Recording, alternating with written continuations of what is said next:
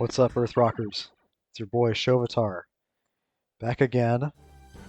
Another video. More Castlevania Chronicles. This time it's going to be arrange mode.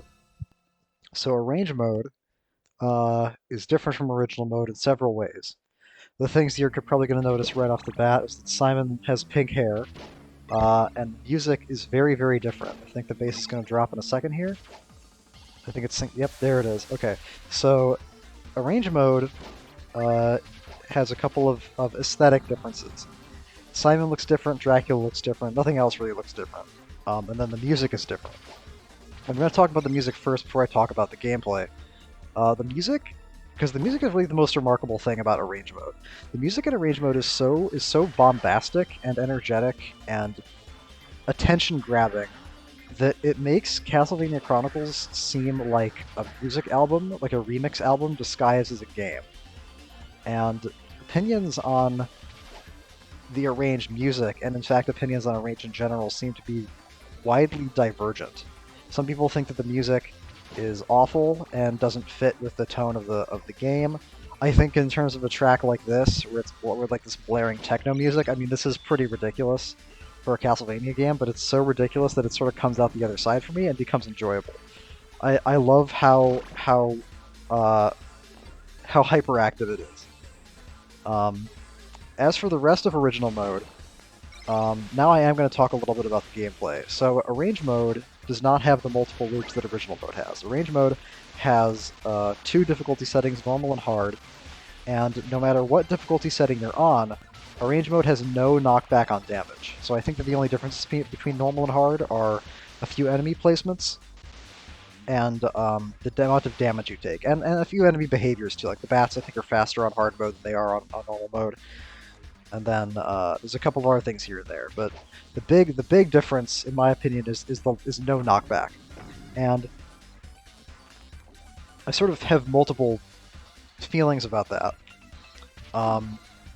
Oh yeah, and you'll notice there that I took 1 damage. This is hard mode, and I just took 1 damage from an enemy.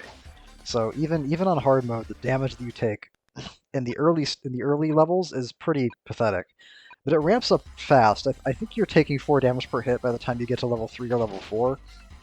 At least I sincerely hope so. Because if you're going to do something like getting rid of knockback on damage, then you really shouldn't nerf it any more than that. So the million-dollar question is, what's better, original or arrange? And I have a set of rules, a criteria by which I evaluate these games, and sometimes these rules that I establish, even though there is nothing objectionable about the rules in and of themselves, lead me to conclusions that I don't entirely like. When I talked about original mode of Chronicles, I said that the game was fine, except for level 2, and there were 2 interconnected problems with level 2. The problems with level 2 were A, it's full of nothing but bats, which is annoying. And then the big problem was the boss fight, and the lead up to the boss fight. And the boss fight was such a problem because defeating the boss without a stopwatch stun lock seemed very difficult to consistently do. There are ways to beat the zombie dragon without stun locking it, of course, but the fact that it's constantly trying to knock you off the raft and that its movements are so spastic and strange means that it's very, very hard to beat that boss at all. It's very hard to not get killed by that boss. And the fact that arrange mode... I know I'm only taking 2 damage, okay. The fact that arrange mode removes knockback, even though that's essentially heretical to classic Castlevania, does... Okay, that's fucking stupid. Let me just interrupt myself to say that's my big pet peeve. I think that the floor in these games should be a sacred boundary. I don't think enemies should be able to go... If I'm on like a higher platform like this, and that's another story, but enemies being able to go under the fucking floor and then come up underneath my feet and hit me is, I think, completely ridiculous. But to get back to talking about level 2 and the zombie dragon, the fact that arrange mode removes knockback does fix the zombie dragon boss fight problem. It's an overkill solution that, like I just said, is sort of heresy in the context of classic Castlevania, so I'm left in this awkward position of, well, original mode has this huge problem, and arrange mode fixes it. but it's like I hired an exterminator, and he set my attic on fire, and now I have to evaluate his performance based on how well he got rid of the bugs that were up there. I mean, he got rid of them. Like, they're not there anymore. The problem that was present is now gone, but now I don't have an attic anymore. Now my roof is gone, and it's gonna start raining soon. So I'm kind of at a loss as to what to say, how to incorporate the changes in arrange mode. How do I evaluate it solves this major problem, but it does it in this really drastic way? I guess is what I'm trying to say. And but I have to, I mean, like combined, like fixing level 2 plus the better soundtrack, in my opinion. I mean, I hate to say it, but I think I like arrange mode better. I mean, that's insane because I really appreciate challenge, but if you fix such a major problem and you have improvements in other areas, I don't like. That's just the conclusion that I'm left with. I'm still stopwatch spamming anyway, just because it's the easiest way to kill this thing, but I don't have to anymore. Oh, he got his head up out of my way. Yeah, see, like that fire breath right there. I think that would have killed me. I think that would have knocked me off the raft and killed me. And I don't know what you're supposed to do about that. I think you're supposed to keep jumping and hope that when you jump, that's when he breathes fire, and you don't land on top of the fire breath as it's happening. That's the only conclusion I've ever been able to come to.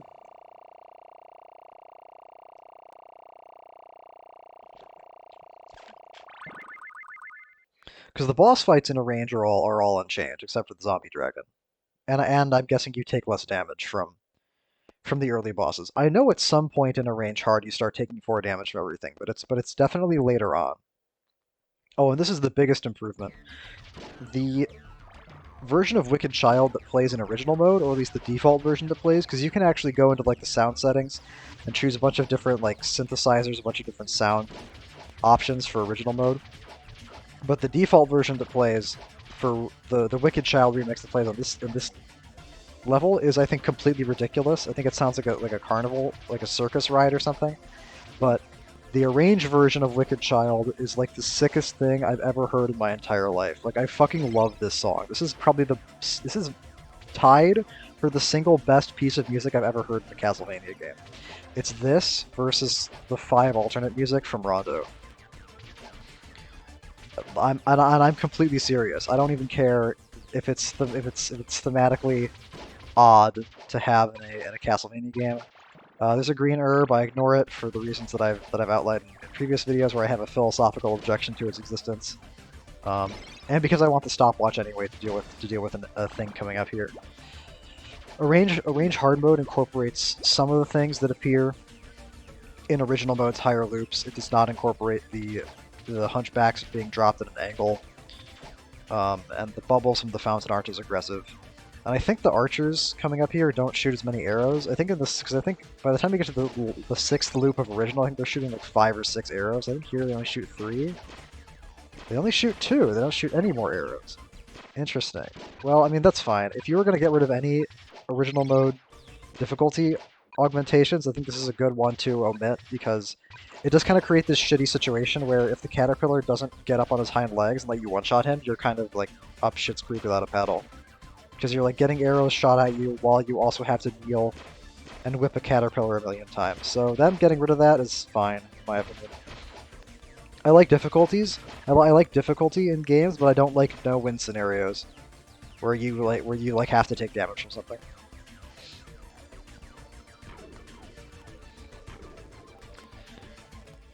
Yeah, pink hair Simon is another element of this game that's pretty controversial. I've heard some like hysterical complaints about arrange mode, comparing it to original mode, where they think that, and this is actually a complaint I've heard about newer Castlevania games in general, where they don't like the redesign of Simon in arrange mode, because in original mode he's more masculine, and in these new Kojima designs are feminized anime bullshit, and I just can't imagine in what universe someone would say to themselves with a straight face that I like Castlevania because it's butch and European, and I don't want any of that gay anime shit in my Castlevania. People who like Rondo are just weebs. These are real people. These are real people who say these things. It's fucking mind-boggling. He's not masculine enough. Do you see this guy? Like, okay, yeah, he's dressed up in like a weird like black leather miniskirt, but like, do you see how fucking jacked this dude is? He's literally identical to original mode Simon, but he has pink hair. Like, there's nothing else different about him. Like, who fucking cares? I just can't imagine that kind of thing mattering to someone. If you have an object, if your objection is like, oh, it looks ridiculous, like giving him pink hair is silly, that's fine. But the idea that like there's this element of demasculinization going on is what's so absurd to me.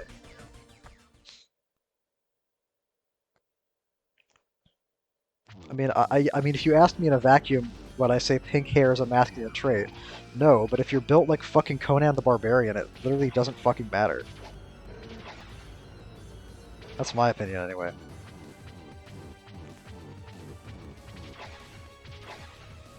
People are so strange, dude. Getting involved in online conversations about these games is so bizarre. Because I'm always perplexed by any arguments about these games and about their merit that does not revolve purely around the content of the game itself. You know what I mean?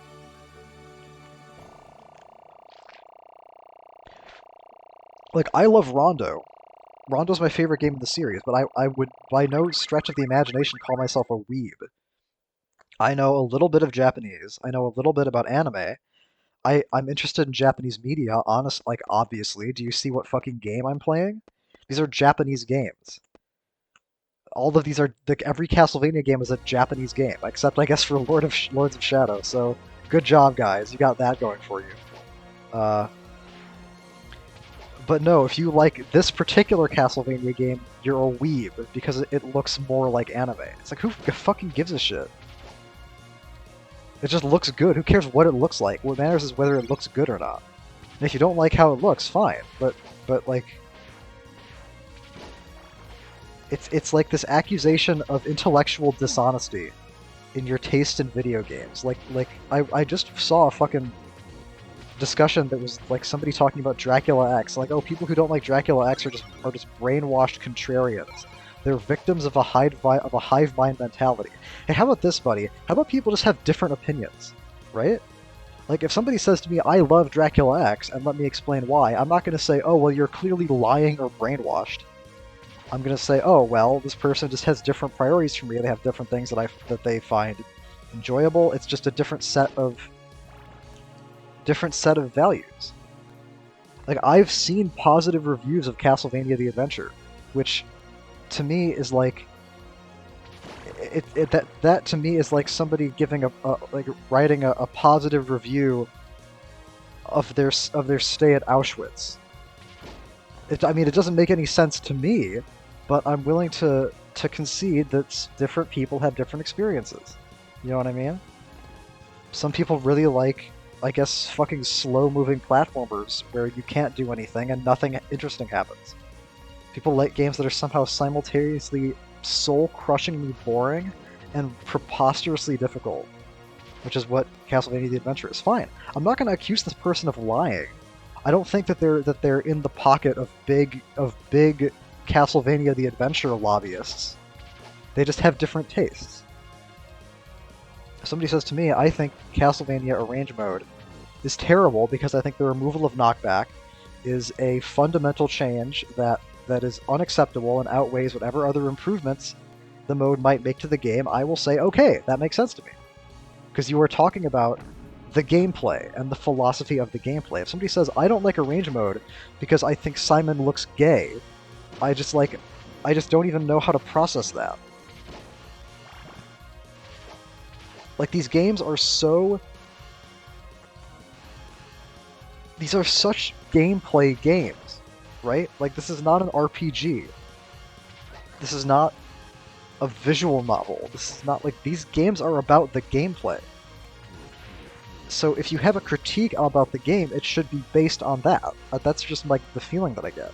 I don't like, and this is sort of hypocritical of me, because, to be fair, one of the things that I do praise so much about Rondo is its visual design. But the big thing about Rondo, the thing that makes it the best, is the gameplay. The visual design is an element of that, and it's an important element of that. I mean, a game shouldn't look ass ugly if it can prevent it, but that's not the thing about Rondo. It's not like I saw the anime aesthetic of Rondo and immediately said, well, this is the best game of the series. If Rondo of Blood played like fucking, I don't know, played like fucking Dracula X, it would be shit. And no amount of anime could save it. You know what I mean?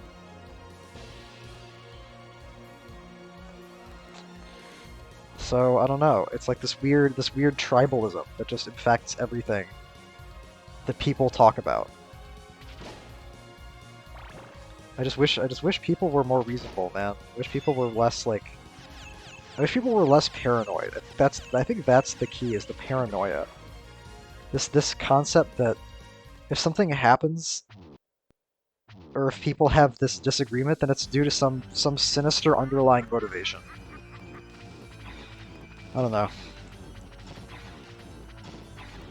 I mean, I agree. Aesthetics are important, right? Like a game is a game centrally, but there's also something to be said for how the game presents itself. That's true.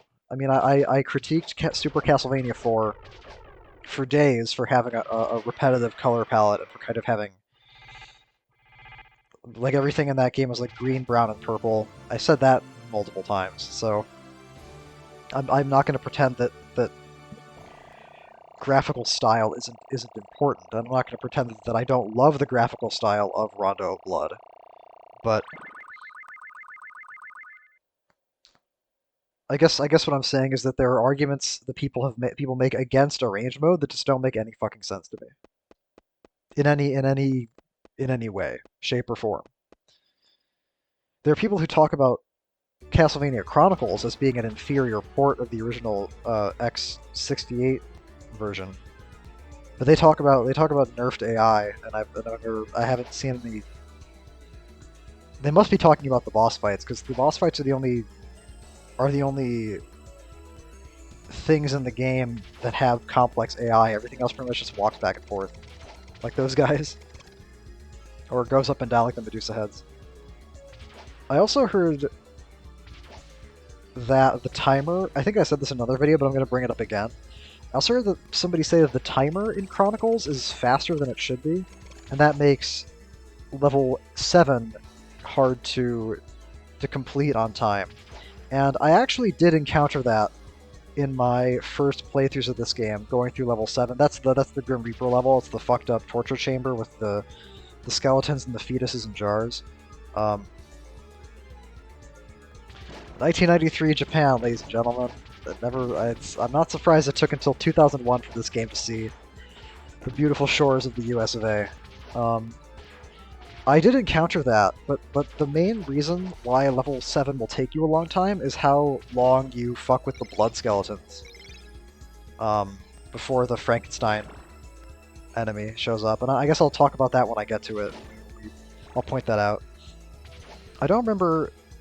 Okay, so they incorporated the Medusa heads on the gears. Did they incorporate the platforms falling down? No, okay. Sorry, it's been a while, so I don't remember what exactly Arrange Mode Hard brings in from the original mode hard. Do I make the jump by jumping? No, I'm crouching. Okay. Yep.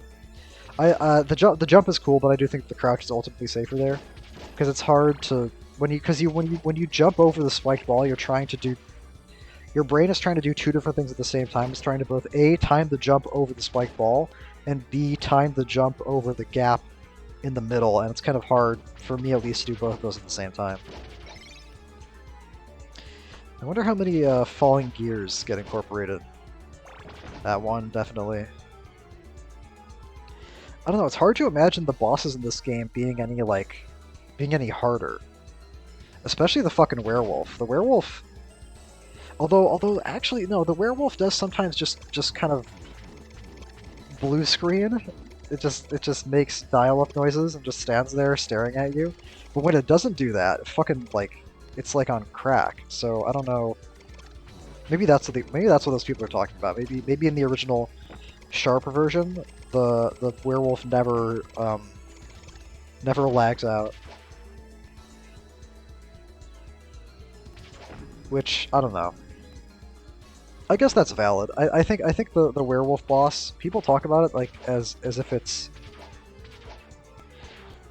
I don't it's not I don't think it's unfair. I just think it's really hard because there are still correct decisions you can make in regards to what the werewolf does and when it does it. You can jump over its attacks, you can anticipate the angle of its projectiles, you can do all kinds of things with the werewolf. The only boss I've ever fought in any Castlevania game that I'd say was patently unfair is the that was pretty cool. I'd love to say that was intentional, like I knew I was planning to have the eyeball there when the cross came back, but that was a complete accident. The only boss in any Castlevania game I've fought that was brazenly unfair is the Grim Reaper in Dracula X, Phase 2 specifically, because you just can't dodge the spin attack. I think any boss fight in a Castlevania game with a an undodgeable attack is I think that is heretical.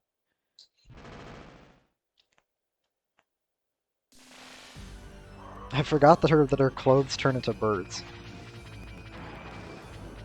It's interesting that in Rondo they decided to make the werewolf a dude. I don't really know. Uh, I wonder if the werewolf being a lady in this one is another result of the devs being kind of, I don't know, a little randy, a little excited. I don't know. I like how she takes the minute hand off the clock and tries to fight you with it. I actually kind of like this level. I don't usually like clock tower levels, and this one is bad because it has a few instant kill spots, but honestly, as far as tower levels go, this one's pretty merciful. I actually don't even mind this one more than the one in Castlevania 4.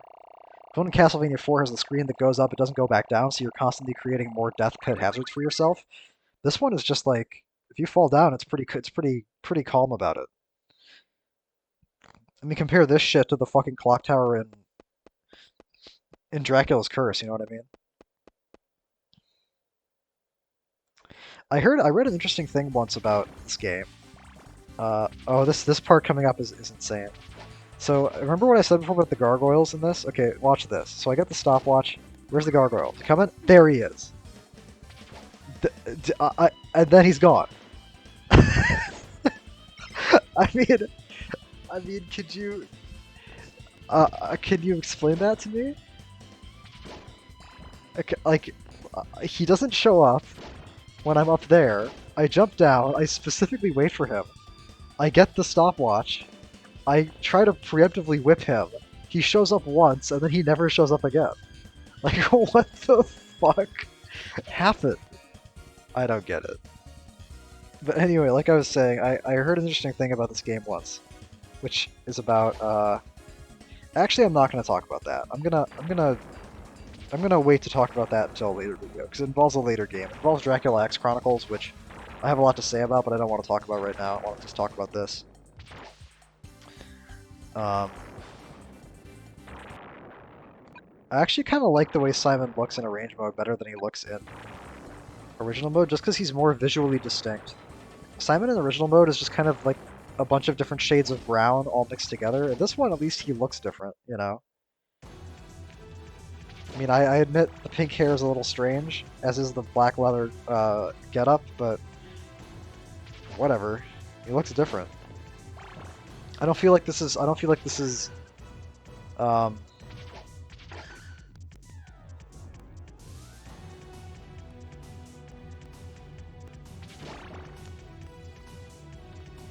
anathema. You know, I don't feel like, oh, the legacy of Simon Belmont has been tainted by giving him pink hair. Like, who fucking cares?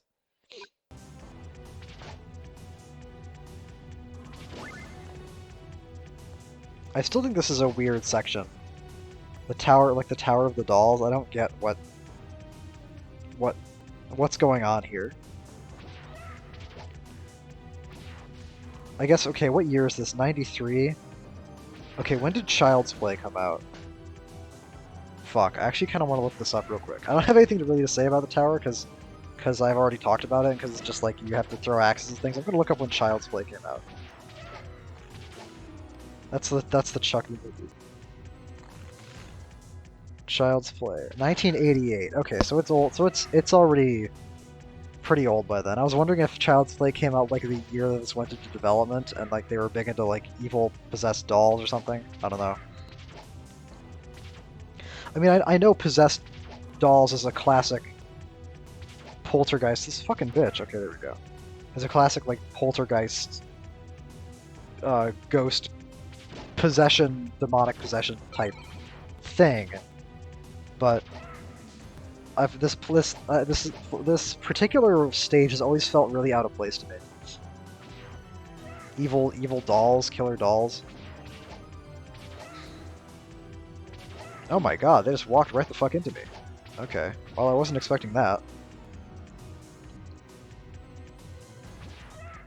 If you watch my other videos, they move based on whether or not you move. So I think maybe I was still moving there. I don't really remember. Curious. Very curious indeed. This is actually kind of, well, I guess I only took 1 damage because in the whole tower because I took a damage earlier from the fucking gargoyle who was waiting to jump out at me like a prank. That's what that was. That was a prank. That first hit from the gargoyle. I don't think the Evil Simon picture is in a range mode. If you watch my original mode 6th loop video, in this stage there's like a couple mirrors that fall and they show you like a funny picture. A funny drawing of Doppelganger Simon on the wall. I don't think that's present in a range mode.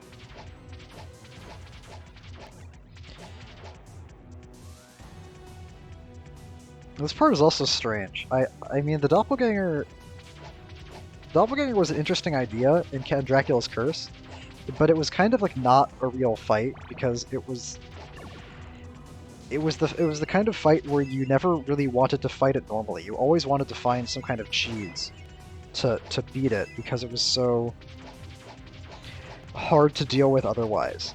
Like I've never beaten the Doppelganger in Dracula's Curse in a way that I would describe as normal. And with this dude, it's the same story. It's like you just Zelda to him. You just crouch in a corner and you spam attack and he dies. And this is one of those things where you could say, okay, like, well, it's your fault for cheesing it, but I would argue if this is the best way to kill a boss, why would I not do this?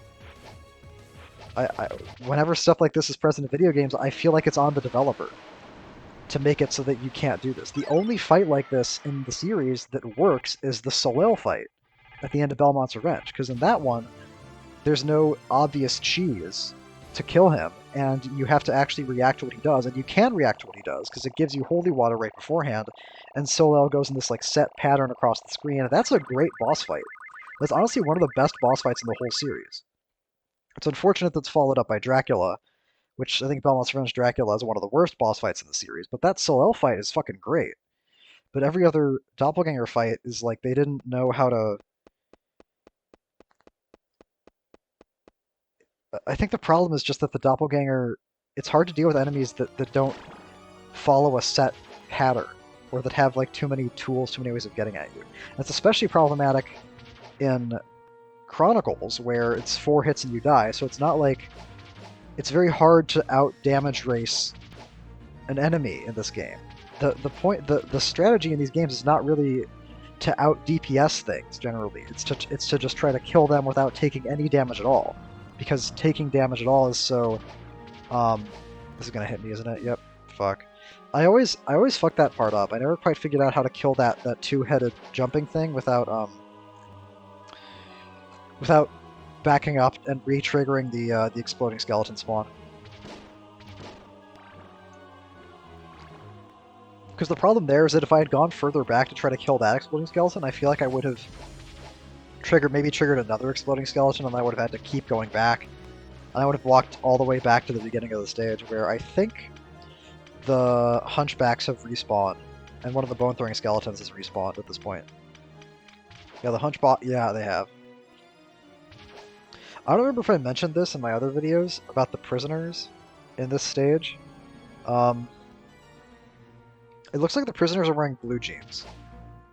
I'm not going to harp on this too much in case I already mentioned it, but I'm reminded of Castlevania Bloodlines, where you play as John Morris, who's dressed in a like a football jacket with blue jeans on, and then Eric Lacard is wearing boots that look like sneakers.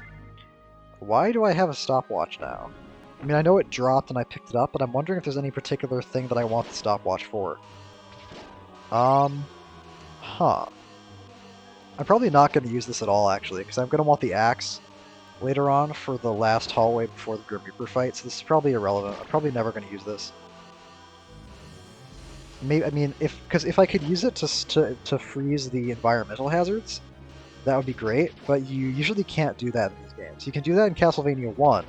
You can stopwatch to stop the spikes from going up and down, but in all subsequent games that I've played, the stopwatch does not affect environmental hazards. It only stops enemies. Which I have to say is pretty irritating, and also begs the question of how the stopwatch functions. I mean, how the fuck does that work? How does it selectively freeze time just for enemies but not for objects? And for that matter, what was Dracula's tax policy?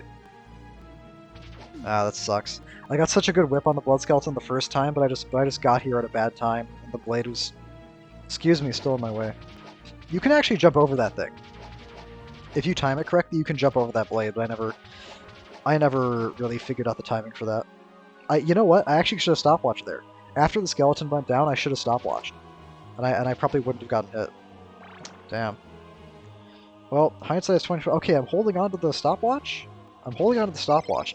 I probably... Do I want to do that for this? Just to get through these skeletons faster? Maybe that's what I want it for. Huh. Interesting. No?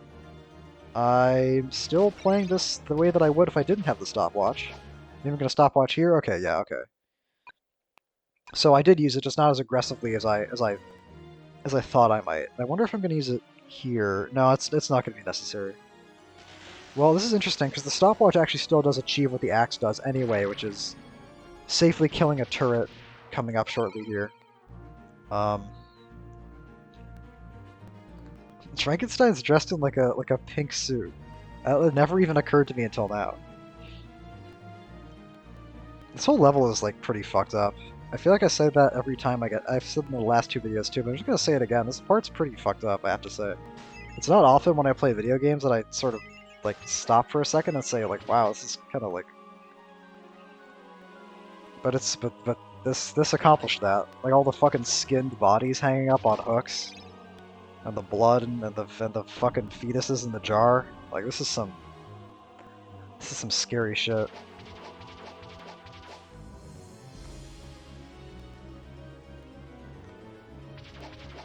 The Japanese are crazy, man. This is what they mean when they talk about the horror movie aesthetic of older Castlevania games. Which, I guess I don't know what exactly people mean when they say that, because I haven't played any... I haven't played that many newer Castlevania games. I mean, I'm dipping my toes into Symphony of the Night, which I'm not going to talk too much about, because I'm going to have a lot to say about it later, and it feels different, but it mostly just feels different because of how the main character plays. The environments are pretty on brand, so to speak.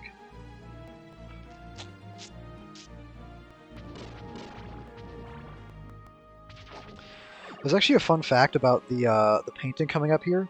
This one here, the one behind me, that one actually is supposed to be able to change depending on what season, like the year, like the month season settings in your computer.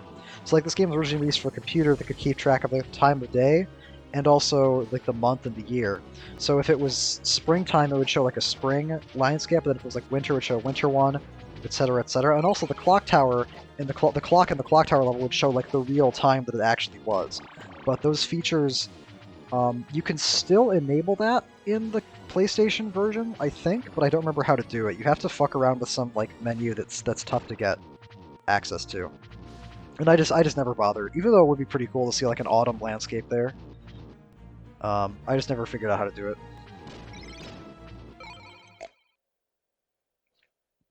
I don't know why they make that kind of thing hard to find, but who knows why anybody does anything. Maybe this fight is also nerfed. Maybe this one's also harder on the original Sharp version, because like he does just kind of sit there and let you shit on him for a little bit. I'm kind of getting shit on here. Okay. But again, like just like the werewolf fight, like I really don't think the Grim Reaper needs to be any harder. Do you? I don't know. I mean, I think he's fine as is.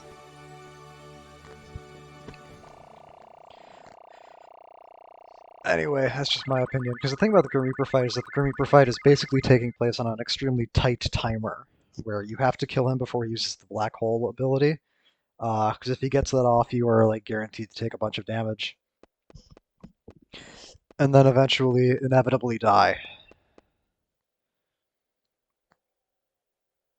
Mm.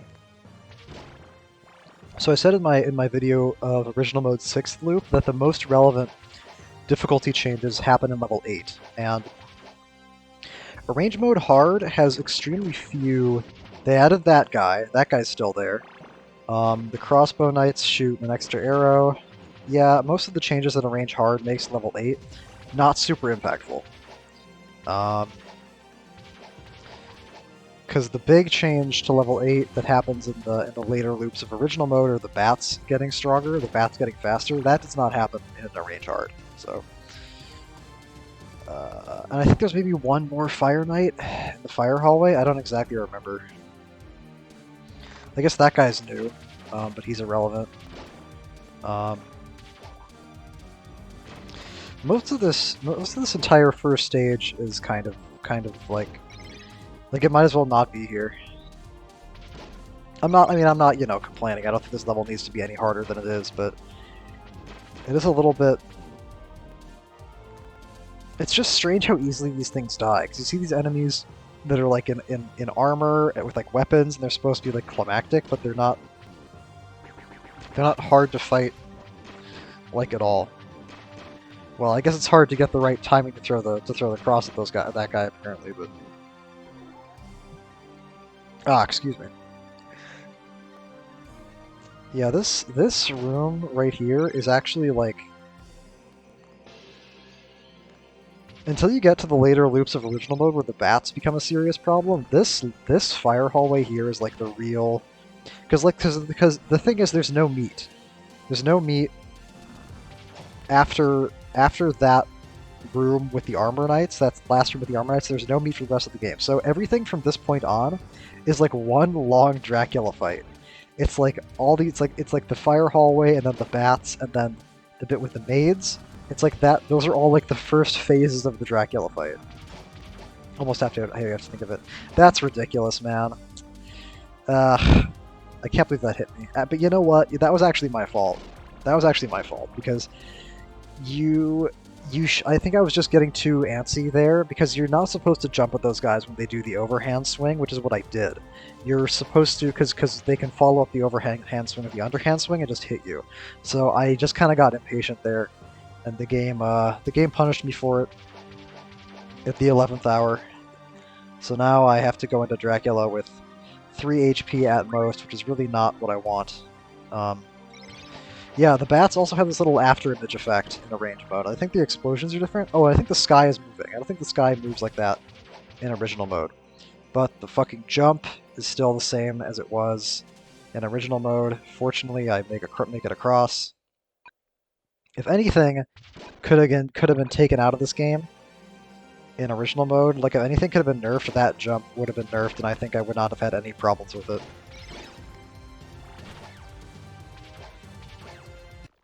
Because that's just like, I don't know, man. It's one of those platforming quick-time events I'm always talking about, where you have to hit a button at a very precise timing. and in a very precise position, or else you instantly die. Not gonna miss that. People can complain about the Metroidvanias being too easy, but I'm not gonna miss that. So does Dracula drink wine, or is he just drinking blood? It's probably just blood.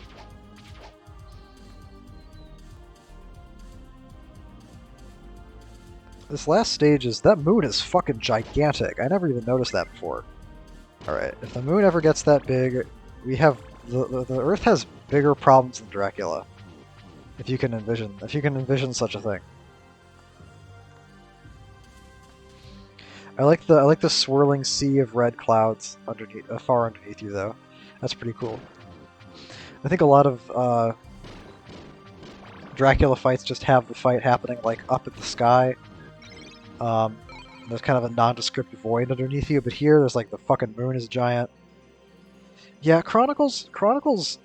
I kind of wish I could rate this game higher than I do, because so much of this game is so good. Like, especially arrange mode. Like, the music is so good. So much of the presentation and arrange mode and original mode is so good, and it has this really nice level of difficulty that's reminiscent of the earlier games. But like, level 2 is just so bad, dude. Level 2 is just so bad and so boring, and it just creates it's just such a stain on the rest of the game. I don't know. I mean, there's nothing in the game, there's nothing in this game that's as bad as like the 8-2 platforms in 4, but like... oh, there's 2 Draculas, look at that. Yeah, I don't know if this is an emulator problem or if this was actually what it was like in the disc, but new Dracula and old Dracula are like overlapping there. There's new Dracula, look at that! Something is different in arrange mode. When I first heard about arrange mode, I thought arrange mode was going to be like a complete graphical overhaul of original mode. Like, I thought everything was going to look different, but the reality is that everything looks the same except Simon and Dracula, who look different. I gotta say, it's like he's kind of still the Joker, but now he's gone from being the Jack Nicholson, Cesar Romero Joker, and now he's like the Heath Ledger Joker. So I'll let you decide whether that's an upgrade or not. I don't want to weigh in on the controversial Joker wars. For me, the ultimate Joker is and always will be Mike Matei. Actually, that's not true. The Joker baby is my favorite Joker, but that's going to have to be a conversation for another time. In either case, this guy is no Mike Matei. I'll tell you that right now. He does have a fucked up face now, though. I like this Dracula fight a lot. I think that Phase 2 is kind of annoying because I don't like the fact that you pretty much can't avoid taking damage on Phase 2, but in fairness, that does make it a lot more climactic and a lot more exciting. It's a lot more tense, I guess, is what I should say. Which I'm sure is the intent. I think the head turned into the old head when I knocked it off. I'm not sure. I'd have to go back and freeze frame it. I thought Phase 2 of Dracula was going to look different too, but instead he just turns into 1993 Phase 2 Dracula. Which, a little disappointing, I have to say. Am I gonna... okay, I thought I kind of liked the way that I was dodging those stomps, so I thought maybe I was going to get through that phase without taking any damage, but nope, you always take at least 1 damage on Phase 2 of Dracula in this game, man. It's fucking inevitable. Oh well. Oh well. It's not like I missed out on a fucking no damage bonus, so who cares? Dracula's defeated. I was kind of low on time by the end there. Interesting. I forgot about that. Yeah, spending all the time to like farm the hearts and like set up the shot multipliers exactly the way you want does take up some time. So the time limit in the last level of this game actually is kind of noteworthy. And here we have this beautiful PS1 cutscene of the Lego tower falling down. I shouldn't talk shit. It was 2001. It was the best they could do. But it's a pretty nice tower collapse. Except you don't see the full collapse, you only see part of it. Which, you know, I'm sure it's a pain in the ass to animate a whole fucking castle collapsing, but it's a shame you don't get to see Simon in this cutscene. I guess having a CGI cutscene animated Simon would be like really fucking hard, probably. It's probably easier to just have a castle collapse and then we have to imagine that we are Simon Belmont watching it happen from a long way away. So I guess I'll cut him some slack there. I'll give him a break. So that's Castlevania Chronicles. Very interesting game. Very strange game that it exists. Um, I guess kind of an attempt to like tie up a loose end, perhaps. Make a game that would otherwise never be available to the West available to the West. I appreciate it. I appreciate the decision to do it because this is a really good game. I just wish level 2 was different because that's really like a big sticking point, and I I I can't and I really can't get past it. I can't sort of reconcile myself to it, even though I'd like to. And I also wish that I could say with certainty that a range mode is like a bastardization. A range mode is terrible. A range mode is a disgrace. But it's like there's some things about a range mode that I really like. I don't like the idea of casualization. I don't like the idea of it being made easier, but I don't know. I will say though that a range and original mode are definitely very different experiences, and I would recommend playing both if you're gonna buy this game at your local Blockbuster, and put it in your PS1 and play it. So, fun game, good game, definitely worth playing. Be warned, level 2 is a shit. And next up, I've got some interesting things planned in the future. Stay tuned for that. It's going to be some neat stuff, some different stuff. Override existing save data? No, no.